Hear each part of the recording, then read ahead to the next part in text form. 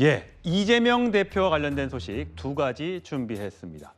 자, 이재명 대표의 위증교사 혐의 1심 결심 공판, 그러니까 검찰의 구형이 내일 있을 예정입니다. 공직선거법 재판 구형은 있었고 2년 구형을 했죠.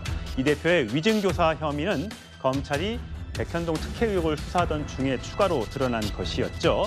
자, 과거 이 의혹이 처음 불거졌을 당시에 이재명 대표의 반응부터 먼저 보시죠. 대표님, 그 백현동 사건 관련해서 위증 교사 네, 계단 조심하시고. 또 다른 신작 소설을 시작하는 모양인데 그래도 기초적인 사실은 좀 확인하고 가시는 게 좋겠습니다. 예, 소설이다 이렇게 주장했던 이재명 대표, 관련된 전화 녹취가 공개되기도 했었는데 한번 들어보시죠. 그래서 혹시 내가 김 대표한테 도움을 좀 받을 수 있을까 싶어서. 그래요? 재판 얘기는 저는- 아니고 그냥 이제 어차피 세월도 다 지나버렸고 주로 내가 타겟이었던 거. 이게 지금 매우 정치적인 좀 배경이 있던 사건이었다는 점들을 좀 얘기를 해주면 도움이 될 것 같아요. 어떤 취지로 저기를 해야 되는지를 내가 해주시면 변론 요지서를 하나 보내드릴게요. 그걸 보면 제가 더 지게 될 것 그러죠, 같습니다. 그러죠. 예, 최선 평론가. 네. 일단 워낙 이재명 대표가 지금 받고 있는 재판이 여러 개여서 시청자 여러분들도 잘 모르실 수 있으니까 이 위증교사 재판 이게 어떤 건지 간단히 설명을 좀 그러니까 해주세요. 성남시장 과거 이제 자기가 그 변호사로 활동할 때 이제 성남시장 김병현 전 시장이죠. 그때 수행비서였던 사람한테 자신이 이제 그때 이제 KBS 관련한 이제 다큐멘터리 취재하는데 그게 검사를 사칭합니다. 이제 그러면서 거기서 이제 얘기했던 게 본인이 거기서 이제 잘못되니까 이게 이제 말하자면은 내가 사칭한 게 아니라 이제 내가 이제 그러니까 사칭한 게 아니라는 걸 좀 변론해달라 이제 그런 얘기를 한 거죠. 그런데 저는 이게 위증교사가 왜 중요하냐면 그거 아닙니까? 지금 이재명 대표 소설이라고 그랬잖아요. 자, 근데 이게 소설이 아닙니다. 이게 소설이 아니고 뭐냐면 지금 얘기한 대로 말 그대로 본인이 요구했고 그러면 어떻게 해야 됩니까? 그러니까 변론용에서 보내드리겠고 어떻게 이게 소설입니까? 이거는 다큐멘터리에 가까운 일종의 어찌 보면은 본인이 유도해서 그렇게 끌어낸 건데 그리고 저 지금 녹취에 나오는 분은 자기가 그렇게 진술하겠다고까지 얘기를 했습니다. 자, 그렇다면 이게 명백한 사안인데 그래서 지난해 9월에 이재명 대표의 그 구속영장이 심사될 때도 이 부분에 대해서는 소명이 거의 이루어졌으나 예. 야당 대표이기 때문에 예. 우리가 구속을 안 시킨다. 예, 그때 이제 이렇게 얘기한 사안입니다. 불구속 기소가 됐던 건데 구속영장이 이제 기각됐죠. 기각됐죠. 그때 근데 유창원 판사가 이 대표의 위증교사 혐의는 소명이 되는 것으로 보인다. 그러니까 인정이 된다는 얘기잖아요. 간단히 말씀드리면은 저는 이 부분에 대해서 여기 사실관계도 굉장히 단순하고 명쾌한데 왜 이렇게까지 재판이 오래 끌었는지를 모르겠고 이게 지금 이번 달 1심이 선고된다고 하니까 빠르면 10월 달에 저는 이 사건이야말로 이제 종착역을 향해 달리고 있는 기차라고 생각합니다. 예, 성추행 부의장 어떻게 보세요? 위증교사 혐의는 소명이 되는 것으로 보인다. 아직 재판이 사실 선고가 아직 안 났죠. 구형도 아직 이루어지지 않은 상태에서 영장 판사가 이렇게 평가를 했는데 여기에 대한 민주당 입장은 뭡니까? 일단 영장 판사가 판단을 했다고 해서 지금의 재판부가 뭐 비슷한 판단을 하는 건 아니라는 말씀을 드리고 그리고 우리가 지금 좀 전에 그 녹취를 조금 들어보지 않았습니까? 예. 근데 전체를 다 들어야 되는 겁니다. 그래서 사실 재판 과정에 있어서도 검찰 측에서는 좀 요약된 것을 들었으나 재판부가 전체 그 풀 버전을 들었다고 하는데 저도 그 풀 버전을 들여다 보면은 이재명 대표 이렇게 얘기하는 부분도 있어요. 그러니까 있는 사실 그대로 얘기해 주면 됩니다. 이런 멘트도 있습니다. 그렇기 때문에 우리가 아까 들었던 링크에서는 뭔가 저 전 성남 수행비서가 뭔가 기억이 잘 나지 않는데 그 이재명 대표의 변론 요지를 좀 보고 뭐 본인이 그걸 마치 따라서 해주겠다는 듯이 보일 수도 있으나 전체적인 맥락에서 보면은 아닐 수도 있다는 거죠. 그렇기 때문에 재판부의 해석이 과연 어떻게 나올 것인지는 저희가 예단하기는 어려운 부분이나 녹취 전체를 부분 볼 때마다 다른 판단이 있을 수 있다는 점. 민주당에서는 그래서 이거에 관련돼서 아마 결심 공판인데 이재명 측 변호인 측에서도 그런 것들을 강조하면서 이게 꼭 그렇게만 볼 수는 없다라는 내용을 강조할 것으로 보입니다. 예, 약 열흘 전인가요? 지난 20일이죠. 이 대표가 선거법 1심 결심 공판에 출석했었죠. 이 대표는 법원에 들어가기 전에 검찰을 겨냥해서 이런 발언을 했었습니다.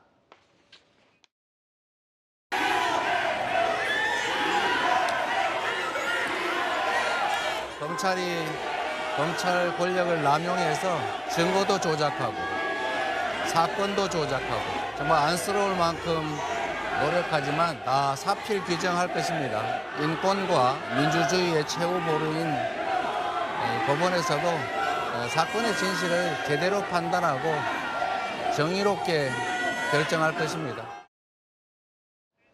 예, 성룡 대변인. 어차피 내일 결심 공판이 구형을 하게 되면 이재명 대표의 최후 진술도 있을 예정이잖아요.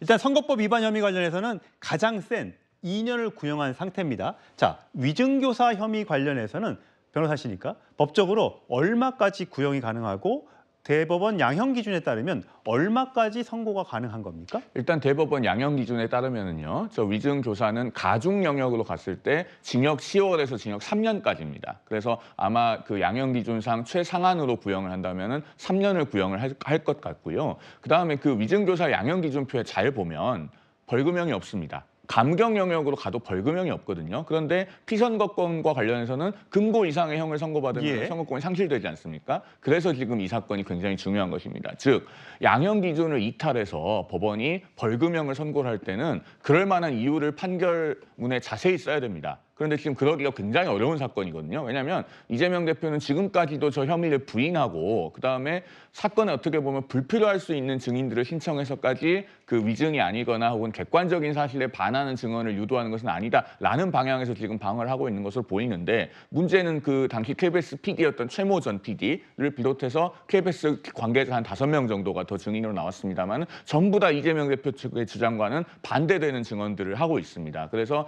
양형 사유로도 지금 유리하다고 볼 만한 것들이 별로 없기 때문에 유죄가 인정이 되면은 벌금형으로 내려가기가 매우 어렵고 징역형이 선고가 되고 그 중에서도 상당히 높은 수준의 형이 선고될 가능성마저도 있다 이렇게 예상할 수 있을 것 같습니다. 예, 김직전 대변인. 어쨌든 지금 이재명 대표와 관련된 재판이 여러 개가 돌아가고 있는 가중에 2가지 혐의가 올해 아마 연내에 선고가 있을 것 같아요.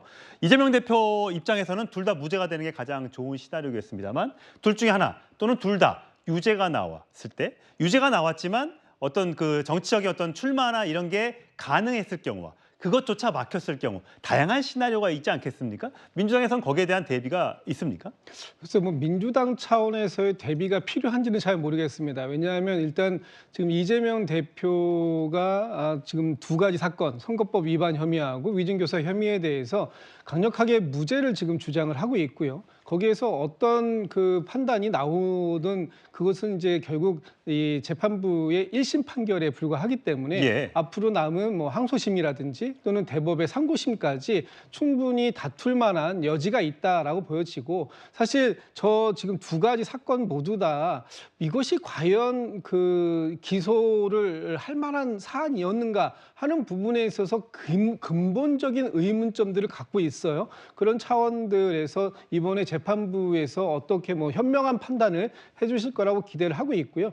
거기에서 혹여 뭐 가장 최악의 시나리오라고 하는 유죄에 또는 차기 뭐 그 어떤 선거에 출마, 공직선거에 출마할 수 없는 수준에 이르는 형량이 구형이 된다고 하더라도 그것에 대해서 지금 뭐 당장 민주당 내에서 어떤 대책을 세우거나 할 필요가 있을까 하는 뭐 그런 개인적인 생각을 갖고 있습니다. 예. 최선 평론. 어쨌든 아까도 재판 지연 얘기를 하셨습니다만 선거법 재판이 뭐 6개월 안에 결론이 나야 되는데도 불구하고 아주 오랜 시간이 걸렸고 지금 1심 선고가 올해 안에 나더라도 결국 항소심 또 대법원까지 가게 되면 다음 대선 안에는 결국 결과가 나올 것인가라는 의문 그리고 또 지금 최근에 이제 민주당에서 일부 수사검사에 대한 탄핵 그렇죠. 뭐 이런 등등 이걸 국민의힘에서는 결국은 이걸 질질 끌어서 나중에 혹시 이제 그 대선 때까지 가게 되면 이게 결과가 안 나오게 하려는 것 아니냐 이렇게 의심하는 거잖아요. 저는 합리적인 의심이라고 봐요. 왜냐하면 선거법 사건만 해도 2년 2개월을 끌어왔어요. 그다음에 이 사건도 지금 불거진 지 1년 만에 겨우 지금 1심 구형이 지금 내일 이루어질 상황입니다. 예. 자 그렇다면 이렇게 명쾌한 사건, 아주 사실관계가 아주 단순한 사건. 그다음에 선거법은 지금 우리 법이 모든 3심까지를 1년 안에 하라고 하는데도 이게 2년 2개월을 끌었고 자 그러면 도대체 지금 이게 1심이 나오면 3심까지 과연 언제 끝나겠느냐 이게 과연 이게 이번 대선 차기 대선 전까지 끝나겠느냐 더더군다나 거기에서 지금 민주당이 아까 말씀하신 지금 뭐 법 왜곡죄라든가 이런 걸 통해서 수사기관 압박하죠. 심지어는 판사 선출 제할 수 있다고 사법까지 압박하죠.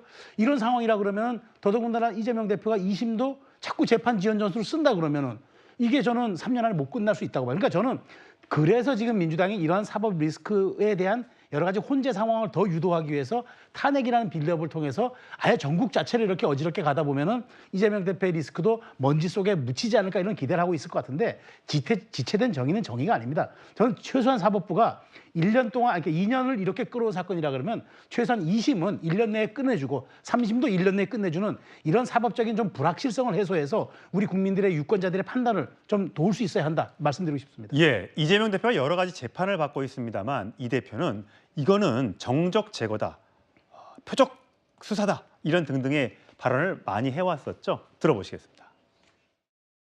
정부도 정쟁 또는 야당 탄압, 정적 제거 이런 데 너무 그 국가 역량을 소모하지는 마시고 오늘 이곳은 윤석열 검사 독재 정권이 법치주의를 그리고 헌정 질서를 파괴한 현장입니다. 윤석열 검사 독재 정권이 정적 제거를 위해서 국가 권력을 사유화한 최악의 현장입니다. 지난 2년간 윤석열 정부는 주권자인 국민의 뜻을 무시한 채 정적 죽이기에만 올인했습니다. 그저 노력하는 게 정적들 찾아서 괴롭히고 반대 의견 내는 언론 있으면 때려잡고 이게 무슨 정치고 이게 무슨 국정입니까? 예, 성춘 부의장. 오늘 이재명 대표가 SNS에 글을 올렸더라고요. 언론 탄압, 정적 먼지털이 악용되는 명예훼손죄, 3자 고발 사주 못하게 친고죄로 바꾸면 어떨까? 이게 어떤 내용입니까? 그러니까 이번에 지금 새롭게 또 의혹이 제기된 게 그 대통령실의 시민소통비서관실 인사가 이 시민단체, 그러니까 우파 보수 쪽의 시민단체를 통해서 이 정부의 비판적인 언론을 고발을 하도록 사주했다라는 지금 의혹이 나온 겁니다. 근데 이게 처음 나온 게 아니라 사실 이거는 고발 사주였고 정부에 대한 비판적인 언론에 대한 민원 사주는 지금 류희림 방심위원장이 조카를 통해서 가족을 친지를 통해서 뭔가 민원을 넣고 본인이 그거를 심의해서 징계를 내리는 이 민원 사주도 있었거든요. 그리고 이런 것처럼 뭔가 윤석열 정부가 본인들에게서 비판적인 언론 이런 것들을 뭔가 그 길들이기 위해서 이런 사주도 민원 사주도 하고 고발 사주도 하는 이런 것들을 막기 위해서는 계속 이런 걸 비판하면서 이렇게 돌려서 고발을 할 수 없도록 친고죄 본인이 직접 했을 때만 할 수 있도록 하자. 그러니까 지금 윤석열 대통령이 본인에 대한 비판을 본인이 명예훼손으로 거는 게 아니라 지금 시민단체를 통해서 지금 고발을 했다는 의혹이 있는 거 아닙니까? 이런 것들을 지적하고 있는 것인데 이게 참 놀랍지도 않습니다. 윤석열 정부 들어서 본인과 의사를 달리하는 본인에 대한 비판적인 언론에 대해서 이렇게 자꾸 탄압하는 거는 2년 반 동안 계속 있었던 것이고요. 심지어는 본인과 의견이 다르다면 집권 여당 대표조차도 만나주지 않는 그런 대통령 아닙니까? 그렇기 때문에 이런 거에 대해서 뭔가 계속 정적 죽이기, 언론 죽이기를 하고 있는 대통령실에 대한 비판의 차원에서 저런 글을 올린 것으로 보여집니다. 예, 홍윤호 대변인. 이재명 대표의 저 SNS에 대해서는 제가 좀 한 말씀 드려야 될 것 같은데요. 명예훼손죄를 친고죄로 축소하고 뭔가 이렇게 명예훼손죄를 약화시키려고 하는 것은요. 주로 허위 사실을 많이 말씀하는 분들이 그럽니다. 왜냐하면 공적인 인물에 대해서는요. 우리가 진실한 사실은 아무리 얘기를 해도 명예훼손죄로 처벌이 안 돼요. 공공의 이익에 부합하기 때문에 허위 사실을 얘기했을 때 처벌되는 거거든요. 그러면 그런 걸 자꾸 축소하거나 약화시키자고 하는 사람들은 평소에 허위 사실을 많이 말하기 때문입니다. 이재명 대표 전과를 보십시오. 어떤 것들이 있습니까? 무고, 공무원 자격 사칭, 그다음에 또 공권력에 도전하는 어떤 특수공무집행 방해. 지금 선거법 위반 재판 받고 있는 것도 허위 사실 공표도 받고 있고 또 사법 방해라고 할 수 있는 위증 교사도 받고 있지 않습니까? 그러니까 평소에 이런 거짓말, 허위 사실을 많이 말씀하셔서 문제가 되는 분이기 때문에 저렇게 명예훼손죄도 축소하자는 이야기를 하고 있다. 그런 말씀을 드립니다. 그러니까 당사자가 그러니까 이 현재로서 명예훼손을 제3자가 할 수 있다는데 이거를 당사자가 바로 그 사람만 할 수 있게 바꾸자 이런 뜻인 거죠? 그렇습니다. 누군가 고발했을 때는 수사도 못하고 뭐 처벌도 못하게 하자라는 취지인 것인데 그것이 누구에게 이익이 되는지는 사실 국민들께서 다 판단하실 수 있는 문제라고 생각합니다.